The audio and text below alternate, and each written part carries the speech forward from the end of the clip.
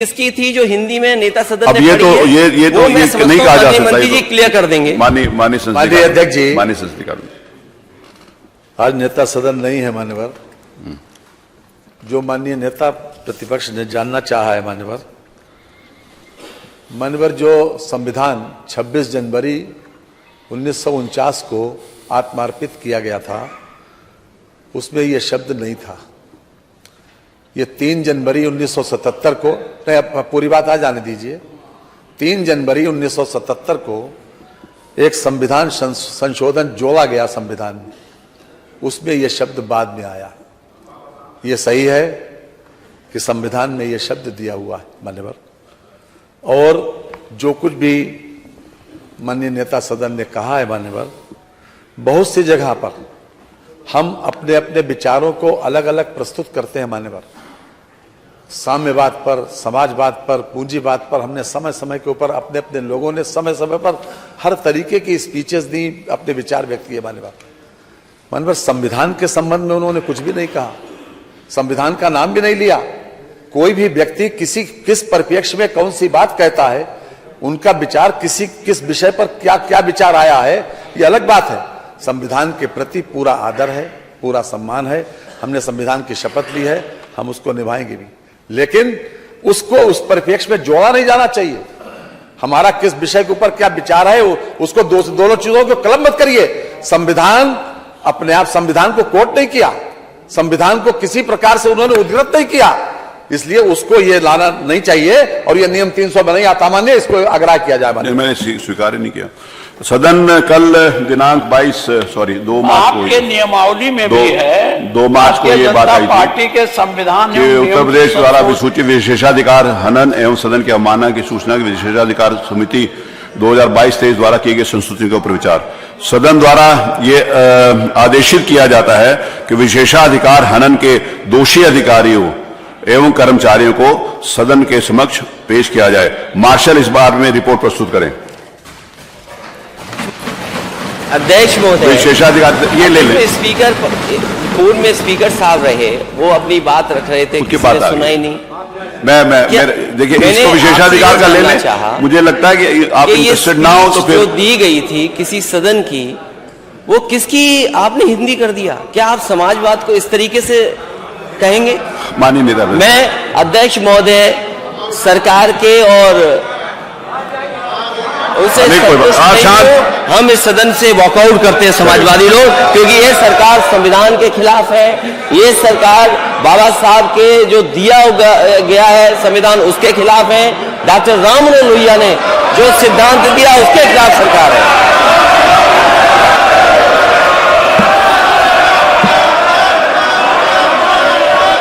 विशेषाधिकार हनन एवं सदन की अवमानना के दोषी समस्त अधिकारी तथा कर्मचारी विधानसभा परिसर में आ चुके हैं। मार्शल द्वारा रिपोर्ट दी गई है। सदन को सूचना 14वीं विधानसभा की विशेषाधिकार समिति 2005-6 के प्रथम प्रतिवेदन की गई संस्तुतियां एवं 18वीं विधानसभा की विशेषाधिकार समिति 2022-23 की दिनांक 7 फरवरी 2023 व 27 फरवरी 2023 की बैठकों में की गई संस्तुतियां। आपस में बात नहीं प्लीज, इतने गंभीर विषय के ऊपर भी आप आपस में बात करें।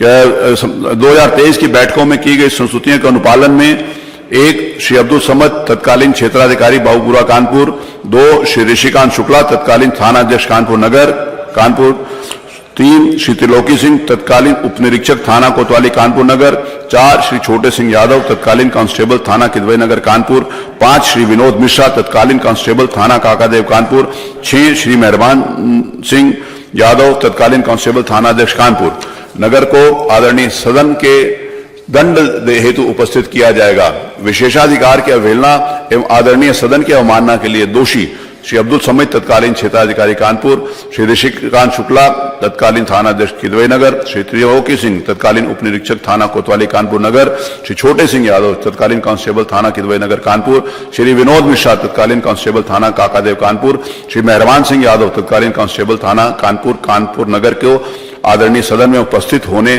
के आदेश निर्गत किए गए थे। मार्शल विधानसभा की रिपोर्ट के अनुसार उक्त समक्ष दोषी विधानसभा भवन में पहुंच गए। इन समक्ष दोषी व्यक्तियों को आदरणीय सदन के समक्ष प्रस्तुत किया जाए।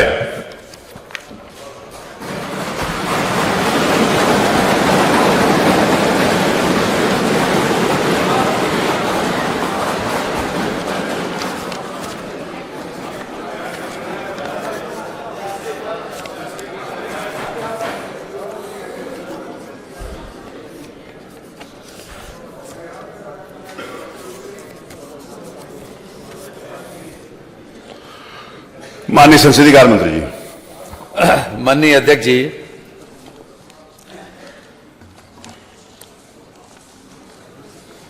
आज ये सदन के लिए बहुत महत्वपूर्ण दिन है। माननीय, इस घटना के विषय में मैं संक्षेप में सभी माननीय सदस्यों को अवगत करा दें। 15/9/2004 को हमारे एक माननीय तत्कालीन विधायक, वर्तमान में जो विधान परिषद के सदस्य हैं, सम्मानीय श्री सलील बिश्नोई जी, उन्होंने बिजली की सप्लाई को लेकर कानपुर में एक प्रदर्शन, धरना, जुलूस का आयोजन किया और वो जुलूस निकालकर जिलाधिकारी को ज्ञापन देना चाहते थे। उसी वक्त जुलूस को जो लोग आज यहाँ पर माननीय अध्यक्ष जी के द्वारा अभी जो निर्देशित किया, श्री अब्दुल समद, शशिकांत शुक्ला, त्रिलोकी सिंह, छोटे सिंह यादव, विनोद मिश्रा, मेहरबान सिंह, इन लोगों के पूरे पुलिस फोर्स ने उनको रोका और उनके साथ अभद्रता की, उनको एब्यूज़ भी किया, अपमानित भी किया और उनके ऊपर लाठीचार्ज करके उनकी दाहिनी पैर में फ्रैक्चर हुआ। यद्यपि सभी लोग बहुत शांतिपूर्ण तरीके से प्रदर्शन कर रहे थे और ये चाहते थे कि हम अपना ज्ञापन जिलाधिकारी को बिजली की सप्लाई बेहतर करने के लिए, उसको बढ़ाने के लिए ज्ञापन दे दें। किसी प्रकार से उस दल ने कोई अभद्रता नहीं की, कोई ऐसा काम नहीं किया कि जिससे पुलिस को बल प्रयोग करना पड़ता। और बाद में ये मामला विशेषाधिकार समिति के पास 25/10/2004 को आया। विशेषाधिकार समिति ने पूरी तरीके से इसका परीक्षण किया, हर प्रकार से साक्ष्य जो है उसका अवलोकन किया और वहां पर एक वीडियो फिल्म भी बनी थी। इस पूरी घटना की वीडियो फिल्म को विशेषाधिकार समिति के समक्ष प्रस्तुत किया गया, उनके समक्ष उसका प्रदर्शन किया गया और विशेषाधिकार समिति ने अपने 28/7/2005 को जो निर्णय दिया, उसमें 6 अधिकारियों जो कि हमारे सामने आज मौजूद हैं, इन लोगों को दोषी करार दिया और इन लोगों को ये भी कहा, संस्तुति की कि इनको दंडित किया जाना चाहिए।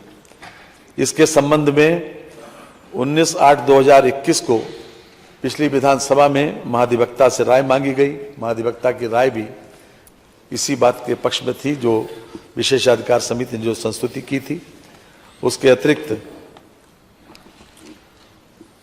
वर्तमान विधानसभा जो 18वीं विधानसभा है, अध्यक्ष जी की अध्यक्षता में 1/2/23 और 27/2/23 को विशेषाधिकार की समिति की बैठक में विचारण दोषी पाए गए जाने पर निम्न लोगों को कारावास दंडित किए जाने के लिए संस्तुति की गई और ये भी संस्तुति की गई कि ये विधानसभा के समक्ष प्रकरण लाया जाए और जो लोग आज हमारे समक्ष खड़े हैं कटघरे में, उन लोगों को दंडित किया जाए। हमारे संविधान में आर्टिकल 194 में ये अधिकार दिया गया है कि हम इस प्रकार की कार्रवाई को अंजाम दे सकते हैं। हम जानते हैं कि भारत में जो व्यवस्था अपनाई, जो संघीय व्यवस्था अपनाई, उसमें राज्यों को अलग अलग पावर दी गई और केंद्र का अलग पावर दी गई। कुछ मामलों में यानी दोनों को कानून बनाने का अधिकार दिया गया। इस प्रकार से संघीय ढांचे में और साथ साथ इस बात की भी व्यवस्था दी गई कि हमारे वहाँ कार्यपालिका और न्यायपालिका एक है और जुडिशरी अलग है।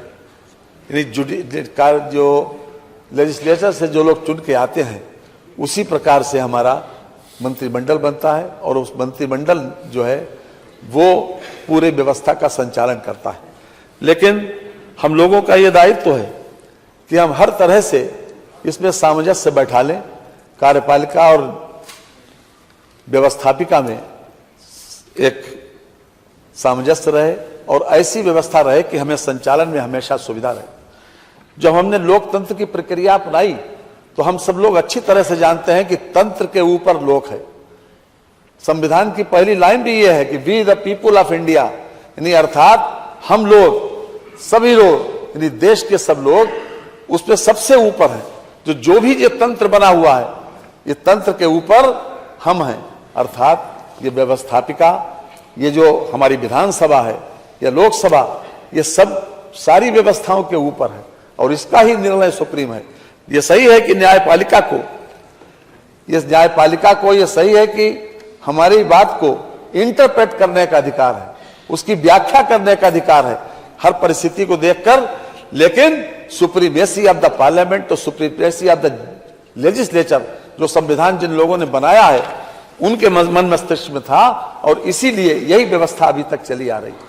लेकिन मान्यवर, कभी कभी ऐसी घटनाएं होती हैं कि जिसमें इस प्रकार के निर्णय हमारे लिए लेना अवश्य संभावी हो जाता है। हम चाहते हैं कि हर तरीके से कि सामंजस्य बना रहे, लेकिन उसके बाद भी कोई एक दूसरे के अधिकारों में अतिक्रमण न करे। अगर शांतिपूर्ण तरीके से धरना और प्रदर्शन होने पर इस प्रकार की घटना हुई तो निश्चित रूप से सारे साक्ष्यों को देखकर विशेषाधिकार समिति ने जो हमारे सामने रिपोर्ट प्रस्तुत की है और उसका महाधिवक्ता के द्वारा न्यायिक उसका परीक्षण करके उसके संबंध में संस्तुति दी है और वर्तमान विधानसभा में हमारे वर्तमान अध्यक्ष जी के द्वारा जो यहाँ पर 27/2/23 को विशेषाधिकार समिति ने अपने सर्वसम्मत निर्णय में ये निर्धारित किया कि जो लोग दोषी हैं उन लोगों को दंडित किया जाए, कारावास से दंडित किया जाए। आज ये सदन के समक्ष प्रस्ताव इसलिए लाया गया कि हम उस कारावास की अवधि निर्धारित करें। तो अभी मैं जो प्रस्ताव करूंगा वो केवल इसी बात का कि ये पूरा सदन एक न्यायालय में परिवर्तित हो जाए और कोर्ट के तरीके से, जिस तरीके से कोर्ट की व्यवस्था करता है उसी तरीके से आगे का संचालन होगा। इसलिए मैं अध्यक्ष जी आपकी अनुज्ञा से ये प्रस्ताव करता हूं कि श्री सलिल बिश्नोई तत्कालीन माननीय सदस्य विधानसभा उत्तर प्रदेश कानपुर नगर द्वारा श्री अब्दुल समद तत्कालीन क्षेत्राधिकारी बाबूपुरवा कानपुर नगर तथा अन्य 5 पुलिस कर्मियों के विरुद्ध अभिसूचित विशेषाधिकार हनन एवं सदन की अवमानना के लिए दोषी कर्मियों को कारावास का दंड प्रदान करने का प्रकरण जो माननीय सदन के संज्ञान में है पर दंड का निर्धारण करने हेतु माननीय सदन को माननीय न्यायालय के रूप में परिवर्तित कर दिया जाए। यह मैं आपके उससे प्रस्ताव करता हूं। एक बात मैं आपके समक्ष और मान्यवर कर दूं, इस पे प्रश्न कर लें, फिर आप रख लीजिए।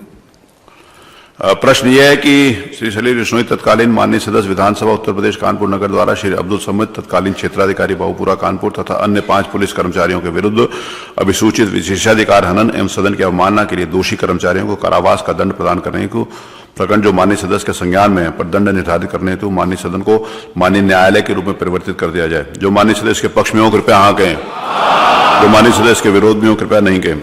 सर्वसम्मति से प्रस्ताव स्वीकृत हुआ। माननीय संसदीय कार्य मंत्री कुछ कह रहे थे आप? जी मानवर, ये सभी लोगों को सदन के विशेषाधिकार का दोषी पाया गया है, इसीलिए आज ये प्रस्ताव आया। ये दूसरा प्रस्ताव मेरा है कि श्री सलिल बिश्नोई तत्कालीन माननीय सदस्य विधानसभा उत्तर प्रदेश कानपुर नगर द्वारा श्री अब्दुल समद तत्कालीन क्षेत्राधिकारी बाबूपुरवा कानपुर नगर तथा अन्य 5 पुलिस कर्मियों के विरुद्ध अभिसूचित विशेषाधिकार हनन एवं सदन की अवमानना के लिए दोषी कर्मियों श्री अब्दुल समद तत्कालीन क्षेत्राधिकारी बाबूपुरवा कानपुर नगर, श्री ऋषिकांत शुक्ला तत्कालीन थाना अध्यक्ष किदवई नगर कानपुर नगर, श्री त्रिलोकी सिंह तत्कालीन उप निरीक्षक थाना कोतवाली कानपुर नगर, श्री छोटे सिंह यादव तत्कालीन कांस्टेबल थाना किदवई नगर कानपुर नगर, श्री विनोद मिश्रा तत्कालीन कांस्टेबल थाना काकादेव कानपुर नगर, श्री मेहरबान सिंह यादव तत्कालीन कांस्टेबल थाना काकादेव कानपुर नगर को कारावास का दंड प्रदान करने पर विचार किया जाए। प्रश्न यह है कि श्री सलील बिश्नोई तत्कालीन माननीय सदस्य विधानसभा उत्तर प्रदेश कानपुर नगर द्वारा श्री अब्दुल समद तत्कालीन क्षेत्राधिकारी बाबूपुरा कानपुर तथा अन्य 5 पुलिस कर्मचारियों के विरुद्ध अभिसूचित विशेषाधिकार हनन एवं सदन की अवमानना के लिए दोषी कर्मियों श्री अब्दुल समद तत्कालीन क्षेत्राधिकारी बाबूपुरा कानपुर, श्री ऋषिकांत शुक्ला तत्कालीन थानाध्यक्ष किदवई नगर कानपुर, श्री त्रिलोकी सिंह तत्कालीन उप निरीक्षक थाना कोतवाली कानपुर, श्री छोटे सिंह यादव तत्कालीन कांस्टेबल थाना किदवई नगर कानपुर, श्री विनोद मिश्र तत्कालीन कांस्टेबल थाना काकादेव कानपुर, श्री मेहरबान सिंह यादव तत्कालीन कांस्टेबल थाना काकदेव कानपुर को कारावास का दंड प्रदान करने पर विचार किया जाए। जो माननीय सदस्य के पक्ष में हो कृपया हाँ कहें, जो माननीय सदस्य के विरोध में हो कृपया नहीं कहें। सर्वसम्मति से प्रस्ताव स्वीकृत हुआ। माननीय आप कुछ कहेंगे कि मैं बाकी लोगों नेताओं को बुलाऊं, जैसे माननीय संसदीय कार्य मंत्री जी। माननीय अध्यक्ष जी, जो आज जो प्रस्ताव आया है मान्यवर, जैसा कि आप अवगत हैं कि विशेषाधिकार समिति में भी, तत्कालीन विशेषाधिकार समिति में भी और उसके बाद भी जो परिस्थिति बनी थी उसी के आधार के ऊपर इन लोगों को कारावास का दंड प्रदान करने पर यह स्थिति आई है। हम जरूर चाहेंगे कि हमारे बाकी अन्य दल के नेता अगर अपना विचार रखना चाहें तो। माननीय नेता समाजवादी पार्टी श्री अखिलेश यादव जी अनुपस्थित हैं। समाजवादी पार्टी की तरफ से और कोई बोलना चाहता है तो बोल सकता है, नहीं बोलना चाहते। माननीय नेता अपना दल श्री सोनेलाल। माननीय अध्यक्ष जी, आज हम सब लोग यहाँ पर इस विधानसभा के पूर्व सदस्य आदरणीय सलील बिश्नोई जी के विशेषाधिकार पर हम लोग विचार करने के लिए इकट्ठा हुए हैं। मेरा इस प्रकरण पर सिर्फ इतना कहना है कि मैं अपनी पार्टी की ओर से आपको निर्णय लेने के लिए पूर्णतया अधिकृत कर रहा हूं। धन्यवाद। अधिकृत कर रहा हूं और मैं ये भी एक निवेदन कर रहा हूं एक विषय पर। इस पे हम सब निर्वाचित होकर के या चयनित होकर के आते हैं।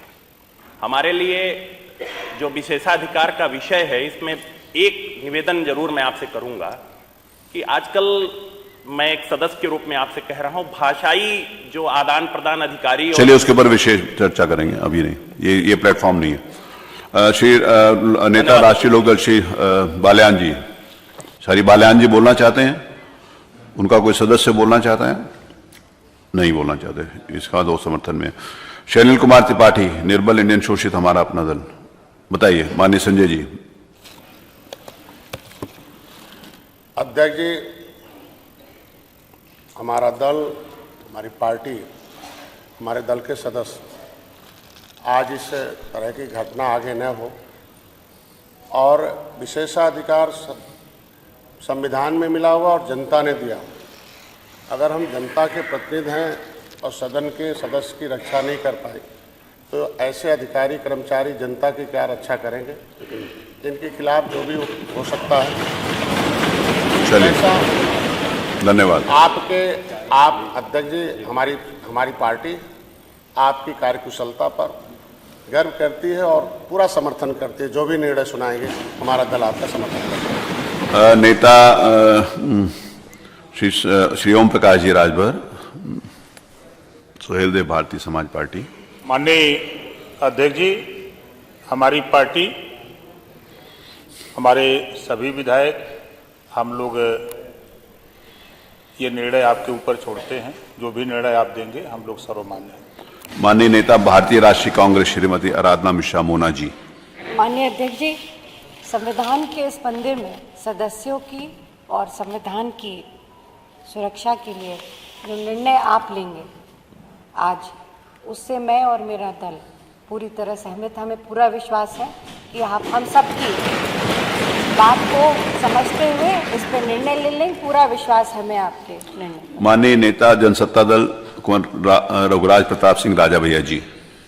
माननीय अध्यक्ष जी, आप हम सभी लोगों के संरक्षक हैं। मैं अपने दल जनसत्ता दल की ओर से जो भी आप निर्णय लेंगे उससे हम पूरी तरह से सहमत हैं। माननीय नेता बहुजन समाज पार्टी श्री उमाशंकर सिंह।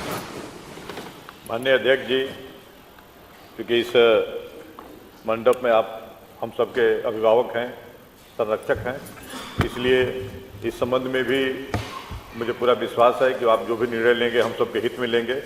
मैं अपने तरफ से भी आपको अधिकृत करता हूं कि आप अपना निर्णय दें, हम उसको स्वीकार करेंगे। माननीय संसदीय कार्य मंत्री जी। माननीय अध्यक्ष जी, हम न्याय के ऊपर संवेदनशीलता को महत्व दिया गया है मान्यवर, और संवेदनशीलता उसके ऊपर मानी गई है। हम भी उसी परंपरा के निर्वहन के एक प्रकार से आदी हैं। इसलिए हम जरूर चाहेंगे, क्योंकि इन सभी लोगों को दोषी करार दिया गया। इसलिए हम चाहते हैं कि इनका भी पक्ष, मानवर इन लोगों का पक्ष भी जैसी की व्यवस्था है उसमें सुन लिया जाए। कम से कम इनको अपने बारे में सजा के लिए क्या कहना है। लोकतंत्र में जो जनप्रतिनिधि चुन के आते हैं वो जनता के हितों के लिए ही बराबर, जब सत्ता में रहते हैं तो संसाधन जुटाकर, जब विपक्ष में रहते हैं तो अपनी आवाज बुलंद करके ये कोशिश करते हैं कि ज्यादा से ज्यादा जनहित हो सके। और जनहित के किसी काम के लिए जब कोई शांतिपूर्ण तरीके से किसी प्रकार से अपना ज्ञापन, अपना प्रतिवेदन देने जिलाधिकारी के वहां जा रहे हैं, तो जिस प्रकार का व्यवहार किया गया मानवर, वो अपने आप में अशोभनीय भी है, निंदनीय भी है और सजा योग भी है।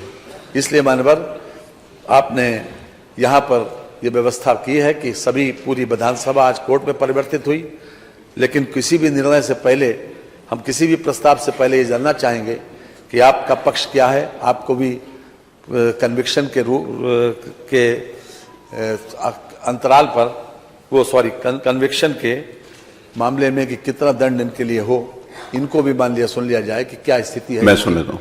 आप यहाँ पर उपस्थित श्री अब्दुल समद, श्री ऋषिकांत शुक्ला, श्री त्रिलोकी सिंह, श्री छोटे सिंह यादव, श्री विनोद मिश्रा, श्री मेहरबान सिंह यादव, मैं आपको एक एक करके इस बात के लिए प्रिविलेज देता हूं कि आप अपनी बात कुछ कहना चाहते हैं तो कहिए। श्री अब्दुल समद।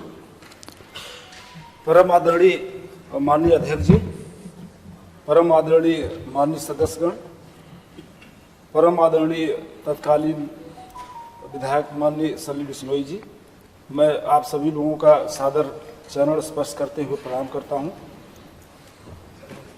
राजकीय दायित्वों के निर्वहन में जो भी त्रुटियां हुई हो, जाने अनजाने में जो गलती हुई हो, मैं माननीय अध्यक्ष जी से, माननीय सदन सदस्यगण से, माननीय बिश्नोई साहब से हाथ जोड़कर माफ़ी मांगता हूं कि जो भी गलती हुई हो जाने अनजाने में, उसके लिए हमें क्षमा कर दें। और बस इतना ही हमारा कहना है कि हम लोग जो भी हो, माननीय पूरे सदन से हम लोग माफ़ी मांगते हैं। कोई अन्य इनमें से कोई अन्य व्यक्ति कोई बात अपना कहना चाहता है तो उसको? नहीं सर, आप पूछ लीजिए सबसे। चलिए, ये कुछ ये अपनी बात इनकी आ गई, श्री अब्दुल समद जी की बात आ गई, और बाकी सभी का वही है। आप बोल रहे हैं कुछ? बोलिए। परम आदरणीय अध्यक्ष महोदय, सभी विधायकगण, माननीय विधायकगण और माननीय सलील बिश्नोई जी, आवाज आ जाएगी, बोलिए सीधा। हम लोगों में से अगर किसी प्रकार की दायित्वों को पूर्ण करते समय अगर कोई भी त्रुटि हो गई हो, उसको क्षमा कर दें और भविष्य में इसकी कोई कभी त्रुटि नहीं होगी। हम लोग सभी माननीय विधायकगण का सम्मान करते हैं और करते रहेंगे भविष्य में भी।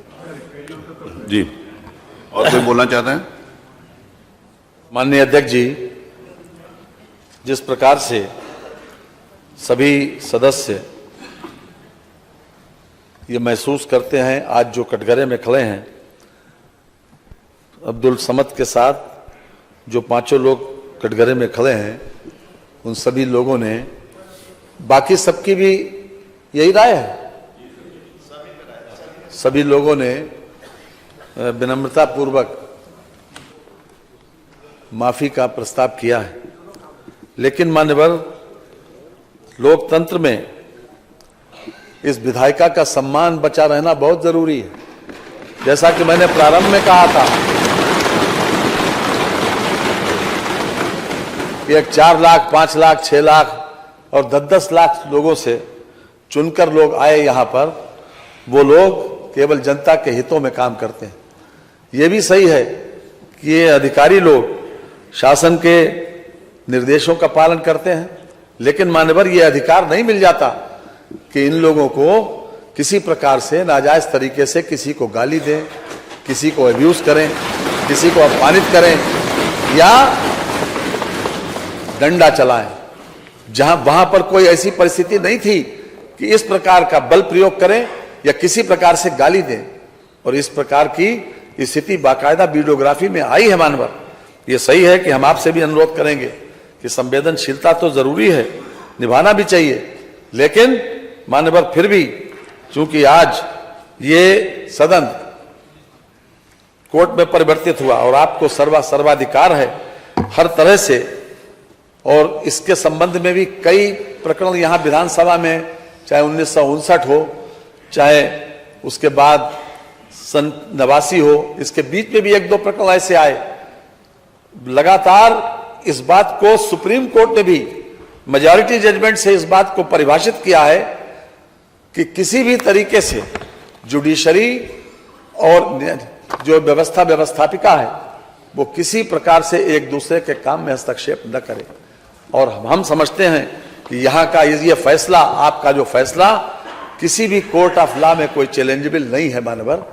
इसलिए मैं विनम्रता पूर्वक ये प्रस्ताव करूंगा कि चूंकि इन लोगों का व्यवहार, अपने इन्होंने जो कुछ कहा है उसके ऊपर हम ये चाहते हैं कि मिनिमम इनको सजा दी जाए, इसलिए मैं प्रस्ताव करता हूं कि श्री सलील बिश्नोई तत्कालीन माननीय सदस्य विधानसभा उत्तर प्रदेश कानपुर नगर द्वारा श्री अब्दुल समद तत्कालीन क्षेत्राधिकारी बाबूपुरवा कानपुर नगर तथा अन्य 5 पुलिस कर्मियों के के विरुद्ध अभिसूचित विशेषाधिकार हनन एवं सदन की अवमानना के लिए दोषी कर्मियों श्री अब्दुल समद तत्कालीन क्षेत्राधिकारी बाबूपुरवा कानपुर नगर, श्री श्रीकांत शुक्ला श्री तत्कालीन थानाध्यक्ष किदवई नगर कानपुर नगर, श्री त्रिलोकी सिंह तत्कालीन उप निरीक्षक थाना कोतवाली कानपुर नगर, श्री छोटे सिंह यादव तत्कालीन कांस्टेबल थाना किदवई नगर कानपुर नगर, श्री विनोद मिश्रा तत्कालीन कांस्टेबल थाना काकादेव कानपुर नगर, श्री मेहरबान सिंह यादव तत्कालीन कांस्टेबल थाना काकादेव कानपुर नगर को 1 दिन यानी आज रात के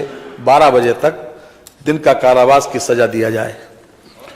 संविधान की उद्देशिका निम्न प्रकार से प्रारंभ होती है। हम सबको मालूम है कि हम भारत के लोग, भारत के संपूर्ण प्रभुत्व संपन्न, आगे पूरा डिटेल में लिखा हुआ है।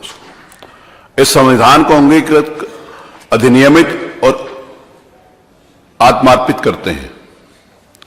अतः हम भारत के लोग सर्वोपरि हैं एवं इस आदरणीय सदन के सदस्य भारत के लोगों का प्रतिनिधित्व करते हैं। अतः उनकी मर्यादा एवं गरिमा को संरक्षित रखना हम सबका दायित्व है। संविधान के अनुच्छेद 194 में विधानमंडल के सदनों की तथा उसके सदस्यों और समितियों की शक्तियों एवं विशेषाधिकार प्राविधानित किए गए हैं। यह एक सत्यापित सिद्धांत है कि संविधान के अनुच्छेद 194(3) के अंतर्गत सदन विशेषाधिकार एवं अवमानना के मामलों में निर्णय लेने हेतु सर्वाधिकार धारित करता है तथा सदन का निर्णय इस मामलों में अंतिम होता है। हम सबको यह एहसास है कि हमारा यह निर्णय महत्वपूर्ण होगा और इसके दूरगामी परिणाम एवं संदेश होंगे। संविधान में न्यायपालिका, कार्यपालिका एवं विधायिका की शक्तियों को पृथक पृथक रूप से परिभाषित किया गया है। इन शक्तियों के पृथक्करण एवं सिद्धांत हमारे संविधान की जीवन रेखा है। यदि इन तीनों संवैधानिक संस्थाओं द्वारा एक दूसरे के अधिकारों एवं शक्तियों में अतिक्रमण किया जाएगा तो उसके परिणाम नकारात्मक होंगे और ये संस्थाएं शनय शनय समाप्त हो जाएंगी। हमारा ये दायित्व है कि संविधान निर्माताओं ने जो योजना बनाई है हम लोग सम्मान करें और अपने अधिकारों का प्रयोग अपनी सीमा के अंदर रहकर करें। जनप्रतिनिधियों के लोकतांत्रिक अधिकारों एवं कार्यपालिका द्वारा सीमित नहीं किया जा सकता। इसी प्रकार से विधायिका द्वारा भी कार्यपालिका की सीमा में अनधिकृत हस्तक्षेप नहीं किया जा सकता। विधायिका तथा न्यायपालिका के परस्पर संबंध में अपने दायरे में रहने चाहिए। विशेषाधिकार एवं सदस्यों की अवमानना की जो शक्ति सदन को प्रदत्त की गई है वह इसी उद्देश्य से प्रदान की गई है कि सदन अपनी कार्रवाई सम्मान पूर्वक एवं मर्यादित ढंग से कर सके एवं सदन के सदस्य अपने अधिकारों का शांतिपूर्वक प्रयोग कर सकें। आज हमारे समक्ष कतिपय सरकारी कर्मचारियों की दोष के आधार पर दंड देने के प्रश्न पर विचार किया जा रहा है। सदनों और सदस्यों के विशेषाधिकार तथा अवमानना के प्रावधानों को अधिनियमित नहीं किया गया क्योंकि उनका प्रयोग परिस्थितियों एवं विभिन्न मामलों के अनुसार किया जाने का मंतव्य है। कई बार इस पर चर्चा की गई। विशेषाधिकार एवं अवमानना के बिंदुओं को अधिनियमित कर दिया जाए, परंतु इस संबंध में अभी तक कोई मतैक्य नहीं हो पाया। सदन के सभी माननीय सदस्य जनता के प्रतिनिधित्व हैं एवं संविधान की उद्देशिका में यह स्पष्ट रूप से प्रावधानित है कि संविधान के अंतर्गत हम भारत के लोग सर्वोपरि हैं।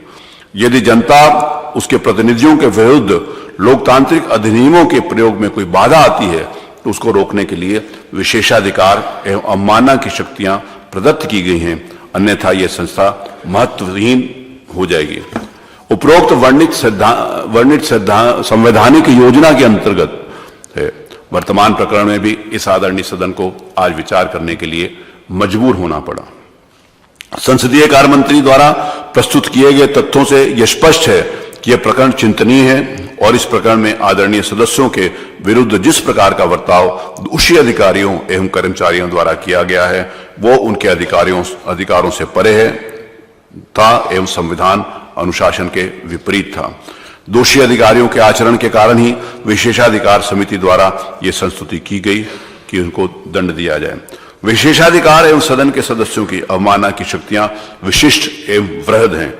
हम इस बात को पूरी तरीके से विज्ञ हैं कि इन शक्तियों का प्रयोग सामान्यतः नहीं किया जाना चाहिए, परंतु यह हमारा दायित्व है कि विधायिका की मर्यादा को संरक्षित करने हेतु इन शक्तियों का आवश्यकता अनुसार प्रयोग किया जाए। विधायिका एवं कार्यपालिका के बीच ऐसा व्यवहार होना चाहिए जिससे इन संस्थाओं की गरिमा बनी रहे एवं परस्पर सम्मान बना रहे। इन शक्तियों का प्रयोग जनहित के उद्देश्य में ही किया जाना चाहिए।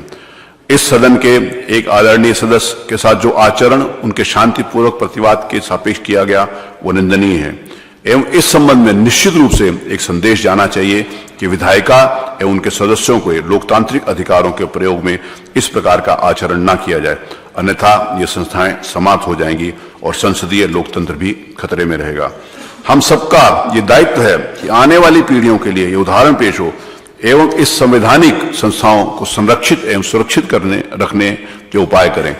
सरकारी नौकरियों में जो लोग कार्य करते हैं उन्हें भी इस बात का एहसास होना चाहिए कि उनके भी संवैधानिक दायित्व हैं जिनकी लक्ष्मण रेखा है और उसको पार नहीं कर सकते, अन्यथा सीमाओं का उल्लंघन होता रहेगा एवं विधायिका कमजोर होती रहेगी। हमको ये याद रखना चाहिए कि हमारे पूर्वजों ने त्याग एवं बलिदान करके स्वतंत्रता प्राप्त करी है एवं संसदीय लोकतंत्र की प्रणाली को अपनाया है।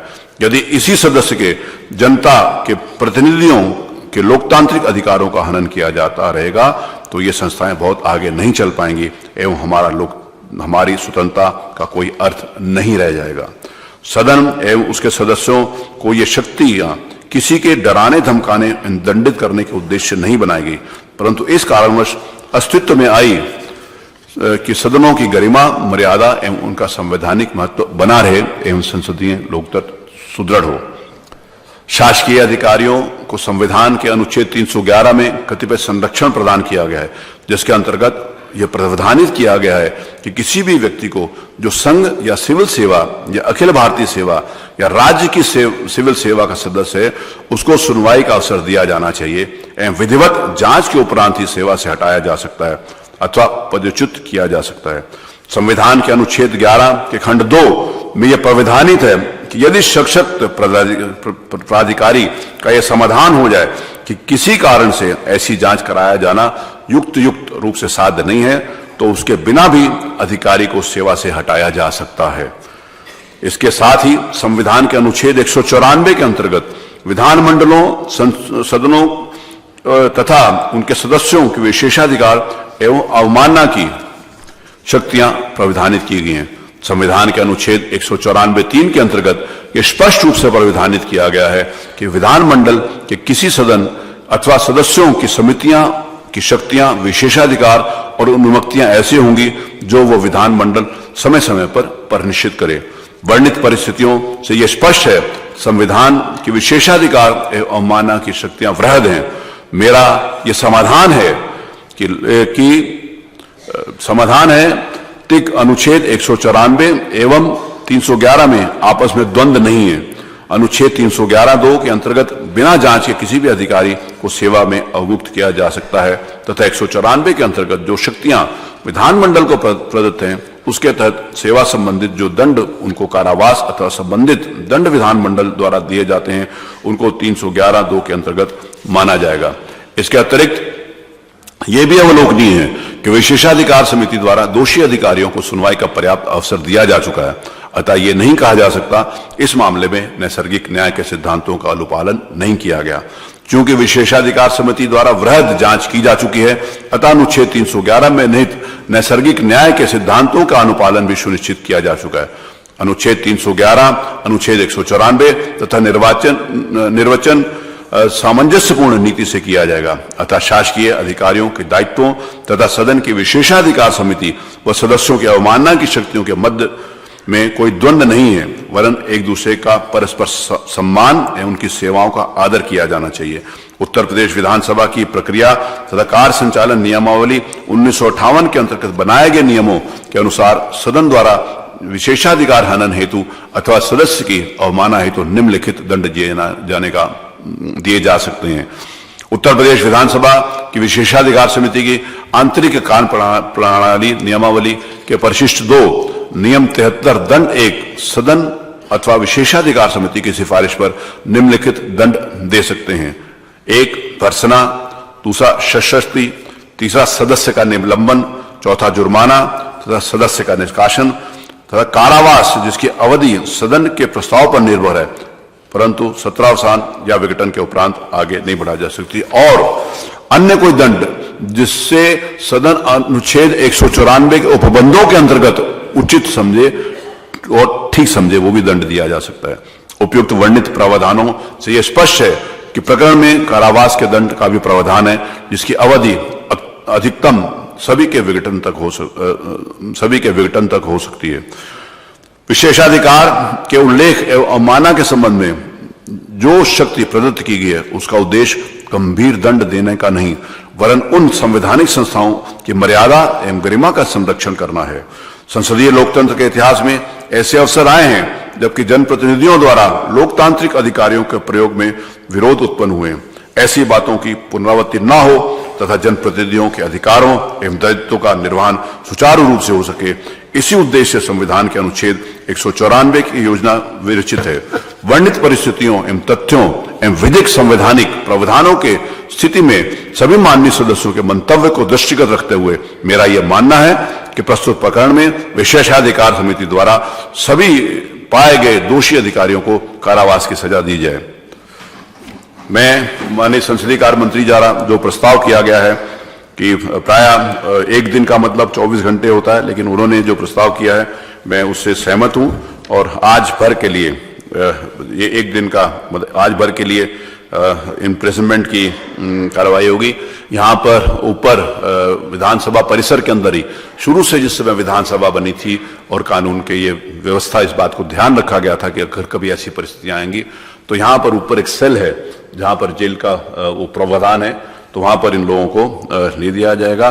क्योंकि सारे जो यहाँ पर उपस्थित हैं इन्होंने माफी मांगी है और इनको उदारतापूर्वक अपनाते हुए, नहीं तो पुरानी जो समिति थी उन्होंने इनके निलंबन का भी प्रस्ताव किया था, इनका वो और बहुत गंभीर दंडों का प्रस्ताव किया था, लेकिन माननीय संसदीय कार्य मंत्री और इस सदन का मंतव्य है क्योंकि इनके आचरण, इनके व्यवहार और उन्हें क्षमा चाहिए, इसीलिए इनको एक दिन का दंड दिया जाता है। मैं प्रश्न ये है कि माननीय सलील बिश्नोई तत्कालीन सदस्य माननीय विधानसभा उत्तर प्रदेश कानपुर नगर द्वारा। माननीय अध्यक्ष जी, मैं कुछ निवेदन करना चाहता हूं। जी। विशेषाधिकार समिति के